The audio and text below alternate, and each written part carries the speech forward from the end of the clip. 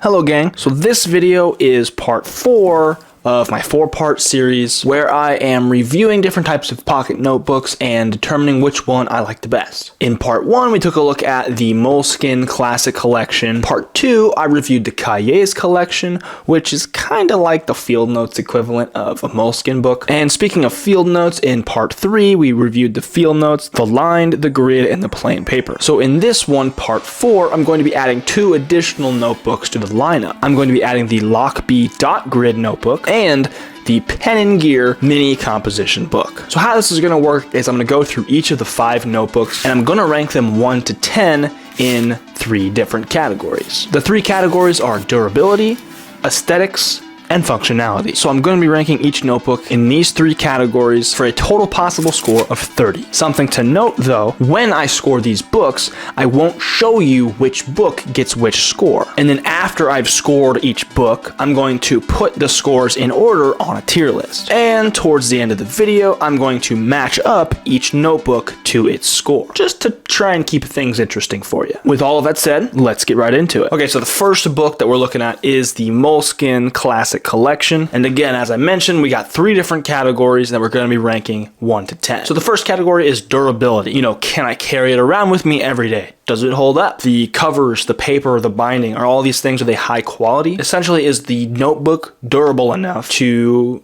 be my everyday carry? Is it durable enough to be something that I use all the time? And I mentioned this in the video that I made specifically about this notebook. I think it's durable, but I feel like it's too nice. The Moleskine Classic Collection, I feel like it's too nice to be an everyday carry notebook. I think it could hold up. I think it would withstand some beating. When it comes to just overall durability, I think it's pretty durable. This is the only one on the list with a hard cover. Just simply in terms of durability, I think the paper's pretty good too. I think with all things considered, it's a pretty durable notebook. All right, now for aesthetics. This book is the most beautiful of the entire list. I'm gonna just be straight up with you. It's gorgeous, I love it. It's got the little strap that you can close it with. I mean, the Moleskine branding I think is beautiful because it's very, very subtle. And I feel like for a journal, you want subtle. I really also like this back pocket. That's something before I bought these books, I had never seen that before. So that also, I feel like is quite an aesthetic, but we'll talk more about that in the functionality section. The pages are good. I don't like how the pages don't have a header. I don't like that. I think that sucks. Is this book pretty? Yes. It also has a bookmark. Forgot to mention, the bookmark's really nice. It's a beautiful book. I have nothing else to say. I mean, it's just gorgeous. And finally, functionality. Does it feel good to write in it? Is it handy? So functionality-wise, it's pretty functional. It is a really good notebook. One of the points that I would take off is it's not really everyday carryable. I mean, if you want to carry it in your pocket, such as a pocket notebook, I don't think it's the best for that because it's a little large. I think it's a little bigger. Well, I guess it's about the same size as your traditional field notes, like 3.5 by 5.5. Thing is, with the 1/2 inch worth of thickness when it comes to pages and covers, it adds a lot of volume to the book, and that kind of sucks when it comes to carrying it. Functionality, it's solid. So that's it for the Moleskine Classic Collection. Now we're gonna move on to the Moleskine Cahiers Collection. I distinctly recall loving these. I love these notebooks. These are great. So durability, how can the Cahiers Collection hold up? Overall, probably not as well as the Classic Collection because it's not hardcover, but you'd be surprised because one of the things I was thoroughly impressed about was the fact that these covers are actually extremely high in quality. You would think they'd be kind of flimsy. You would think that they would kind of wear down, which I've not used it a ton, so it very well could wear down over time. I almost feel like it would wear down, like it would be, instead of wearing down, it would be more of a breaking in. Again, still objectively not as durable as a hardcover, but still really nice. Also, the binding of these books, I am obsessed with. I love that they're stitched. The stitching is the most impressive thing ever. I love it so much because we'll see with field notes later, the field notes ones are stapled. The stitching, it's more even coverage of support, so you can really get into this thing and really work. Oh, I just realized the second I literally just realized this. The back half of the Cahiers books, the pages are perforated, so you can tear them out with ease. I did not even, I think it said that on the package. I just didn't read it. Okay, now for aesthetics. Is it pretty? Yes. Is it beautiful? Yes. It's gorgeous. I love it. The pink, obviously you can get whatever color you want, but even still, again, like I mentioned this before, the branding on Moleskine is so subtle, and I'm obsessed with that, because you don't need a notebook that screams, Moleskine, Moleskine, Moleskine. I love the paper. I love that it's a little yellower in color. It's not as blue. It's more of a warm white. There's not a whole lot of difference aesthetic wise from these to the Classic Collection, with the exception of the covers, basically. So not much else to say about that. They're beautiful. And functionality, it feels amazing to write in one of these. I love writing in this one. Again, there's never enough pages. It's still really nice to write in. And also I didn't realize the last half of the pages were perforated, so that's a plus. And I forgot to mention this about the Classic Collection, but the pouch is pretty awesome. Because this one is a little bit more EDC friendly, I probably prefer its functionality over the Classic Collection a little bit. The size is good because it's skinnier. It's a little bit better for fitting in your pockets. So in that way, it's a lot more functional. There's no bookmark in this one. There's no strap. But I think with a pocket notebook specifically, I feel like the pocketability of it is extremely important. So next book on the list is the Field Notes. Durability, I feel like these are the least durable. The covers, I was thoroughly underwhelmed with. They're really thin, really flimsy, not very durable at all. Like I was writing on a pillow in last week's episode, and as I mentioned, one of the covers kind of bent out of shape. And for being a pocket notebook, you kind of want to be able to write on all terrain, if you get my drift, where you kind of stop in the middle of whatever you're doing and write. And if it's going to just get torn up in the process of doing that, meh. The paper, I think, is actually a little bit better than the Moleskine paper. It feels a little thicker, just barely thicker. But the covers, man, the covers are meant to protect the paper. And if the covers can't protect the paper, then what's the point of having good paper? The aesthetics of the Field Notes, I have zero complaints. Generally, these are beautiful. And if you go to their website, they've got some beautiful notebooks, man. They look so good. The covers, and you know what? They're blank. These ones even are blank enough to where you could totally customize it yourself if you are artistically inclined. Even if you're not, just customize it, dude. Make it look cool. Also, I really like the Field Notes, how the lines are that yellow, goldish brown color as well. They match the covers. The binding, it's Staples. That's not that pretty. Although I will say, I think they're going for the homemade feel, which it works. I feel like a lot of these are going to score high on the aesthetic portion just because it's like, they all look good. And functionality.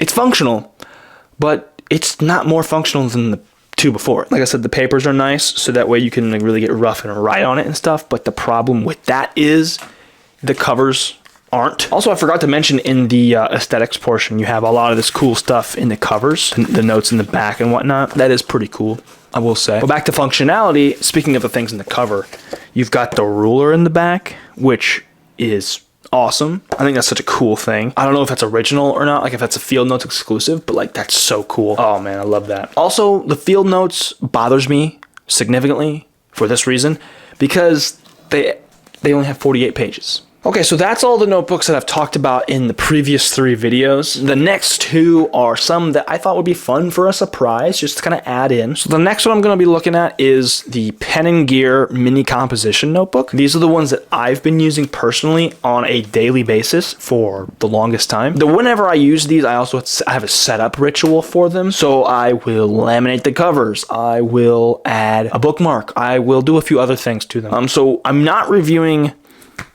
the fully set up version of my notebook. I'm reviewing the out of the package version because that's what the rest of these are. Plus, we got to put on an even playing field. With that said, let's get into the durability. The durability of these little guys, not great. I'm going to be honest with you.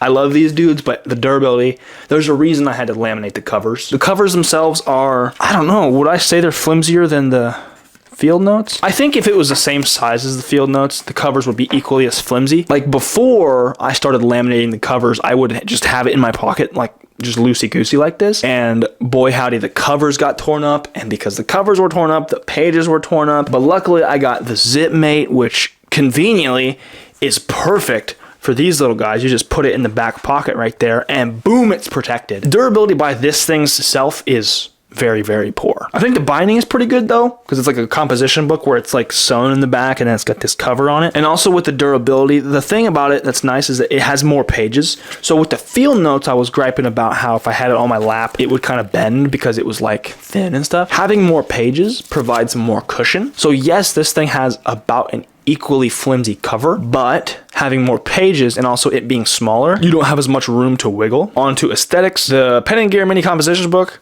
I'm gonna be honest, it's cute, but it's not nearly as pretty as all these other ones. I'm gonna be honest. Okay, so the functionality is where I think this one kind of starts to go crazy. The thing about this one that I love is that it had a lot of pages. More than any of these other books outside of the classic Moleskine collection. This one is 80 sheets, 160 pages. It feels really good to write in these things. They're harder to write in as a smaller notebook, but also it makes up for that because they're uber practical being this small. Being this small is great. I don't really have any complaints about it, to be honest with you, other than maybe it's a little harder to write in because it's smaller, especially if you have big hands. Alrighty, so the final book that we're gonna be looking at in this one is the Lockbee dot grid book. On Lockbee's website, they have more than just a dot grid. They have the dot grid, they have the ruled one, they have a wide ruled, they have plain, and they have, I believe they have graph. Durability wise, these are comparable to the Cahiers collection, although I think in holding them side by side, I think the Lockbee is a little bit more, a little bit tougher, a little more durable. Definitely in the covers, and the paper I think also has an edge. The paper kind of reminds me of Field Notes paper, where it's got that slicky, thicker feel. And again, the binding is stitched, so it's really strong in that regard. The covers are great, the paper's great. These are super nice notebooks. And the aesthetics, again, are similar to Field Notes, where you've got the brand, boom, right there. But other than that, they're pretty plain. I mean, which is nice, because you can custom, I wrote build book on there because this particular book is where I'll put like any sort of build ideas, like sketches for builds of that kind of thing. I mean, these are all really pretty notebooks. I'm not like, I don't think I've seen a particularly ugly notebook out there. I just like when they're plain, when they're simple, and this fits the bill for that one. And also on the inside of the front cover, you've got like a little section where you can write, your name or whatever. And that's kind of like the Field Notes, where they have that whole little spiel on the inside. Functionality, it's a really nice one. It's a great little notebook. I really like the dot grids because it's kind of like lines. It's kind of like, graph paper. It's a nice little hybrid where you don't really feel mixed up. Like whenever I'm writing on grid paper, I feel weird writing against perpendicular lines, like up and down lines. I'm writing against it, and it just feels weird. I'm gonna go back to, it's durable. I'm sitting here like, man, this thing's thick. This is a good note. It feels really good to write in this thing. This one and the Cahiers collection both have more pages than a Field Notes, but still not enough pages. But it's like the Field Notes. It's like the Cahiers collection. The size is really good. I think if I just had this and Field Notes side by side, I would go with the Lockbee book because it's a lot more durable. Okay, so that's all 5 of the notebooks. I have scored them up. We've tallied up the scores.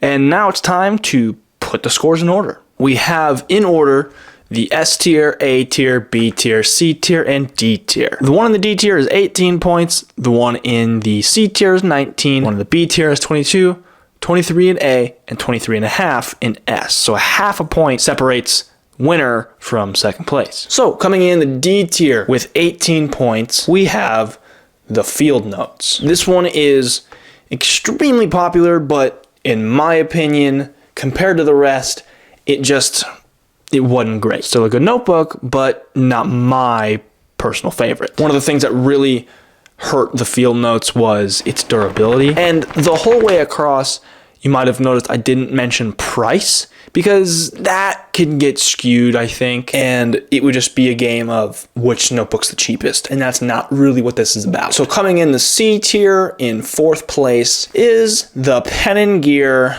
mini composition book. 19 points is one higher than the Field Notes because I felt like the Pen and Gear, with it being a little bit smaller, having more pages, I felt that the functionality of it was better. It's a little bit more cushioned for writing out in the wild. The durability was both kind of meh. The aesthetics on the Field Notes was actually higher, but the functionality of the Pen and Gear outweighed how pretty the Field Notes is. So the Pen and Gear, I have it 1 point higher. And if at any point you disagree or agree, Let me know down below in the comments. All right, so coming in third place, or B tier, we have the Moleskine Classic Collection journal. It's a really nice book. Like, if this was not based on pocket notebook, this would be up there, but it's not. It's just functionality wise, it's too nice, not really great for carrying around. The beauty scale on this one, I gave it a 9 for beauty. I mean, it's just